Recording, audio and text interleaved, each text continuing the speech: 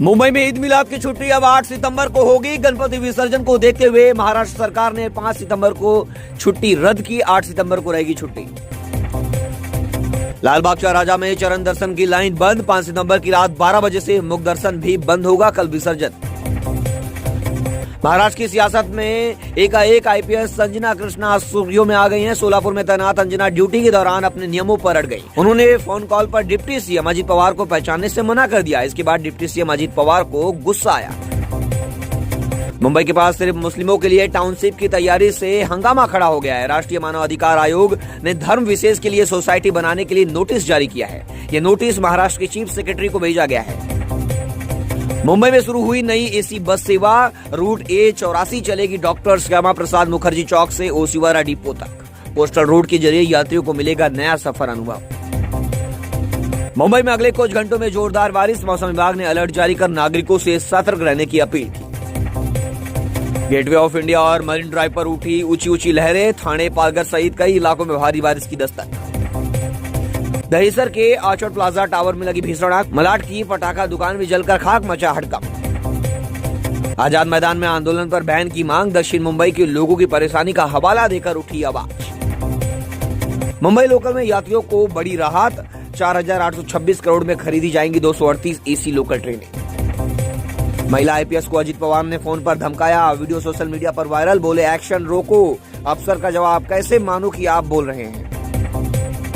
सोना चांदी के दाम ऑल टाइम हाई पर। 10 ग्राम गोल्ड 1,06,463 पर। इस साल 30,000 महंगा हुआ सोना और 1 किलो चांदी 1,23,000 के पार पहुंची। बड़ी खबर आ रही है। महाराष्ट्र में गजवाए हिंद की साजिश। केवल मुस्लिम समुदाय के लिए बनाई जा रही थी सोसाइटी, अब मचा हड़कंप। मुंबई से लगभग 100 किलोमीटर दूर करजत में प्रस्तावित हलाल लाइफस्टाइल टाउनशिप अब विवादों के घेरे में आ गई है। इस वक्त एक बड़ी खबर आपको बता रहे हैं। इस प्रोजेक्ट के विज्ञापन सामने आने के बाद सोशल मीडिया पर जबरदस्त बवाल और हंगामा देखने को मिल रहा है। आरोप है कि इस परियोजना का प्रचार इस ओर इशारा करता है कि ये रिहायशी कॉलोनी केवल एक खास समुदाय के लिए बनाई जा रही है। अब इस विषय पर राजनीतिक बयानबाजी शुरू हो चुकी है। वहीं इस बीच भाजपा प्रवक्ता अजीत चौहान ने इसे गजवाए हिंद की साजिश करार देते हुए कहा कि ऐसी योजनाओं को महाराष्ट्र और मुंबई में किसी भी हाल में सफल नहीं होने दिया जाएगा। उन्होंने इसे संविधान के खिलाफ बताया और कठोर कदम उठाने की मांग की है।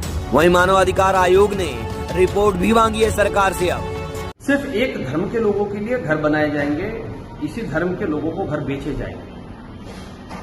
ये एडवर्टीजमेंट कोई बनाता है और प्रसारित करता है, यही सबसे बड़ा गुनाह मुझे लगता है। ये भारत के संविधान को दी गई चुनौती है।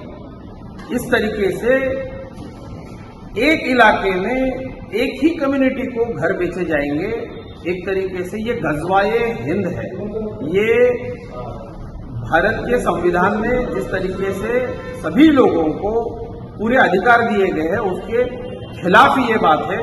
मैं सरकार से गुजारिश करूंगा, सबसे पहले तो इस तरीके से धार्मिक आधार पर ये घर बेचे जाएंगे, इस तरीके से कोई एडवर्टीजमेंट करता है, यही गैरकानूनी है। इस पर कड़ी से कड़ी कार्रवाई होनी चाहिए। और मुझे लगता है कि धर्म के आधार पर कोई भी अपना एक अलग इलाका, अपना एक अलग विभाग बनाने की कोशिश करता है, उसको एक एडवर्टीजमेंट के जरिए लोगों तक पहुंचाता है और ये कहता है कि हाँ, हम सिर्फ इसी धर्म के लोगों को घर बेचेंगे। ये एक तरीके से भारत के संविधान को चुनौती है। मैं महाराष्ट्र सरकार से ये मांग करूंगा कि तुरंत ये एडवर्टीजमेंट खारिज की जाए, ये एडवर्टीजमेंट करने वालों पर कड़ी से कड़ी कार्रवाई की जाए। ये एक तरीके से पूरा गजवाए हिंद का ललकार है और हम महाराष्ट्र में, मुंबई में इसे बिल्कुल नहीं चलने देंगे।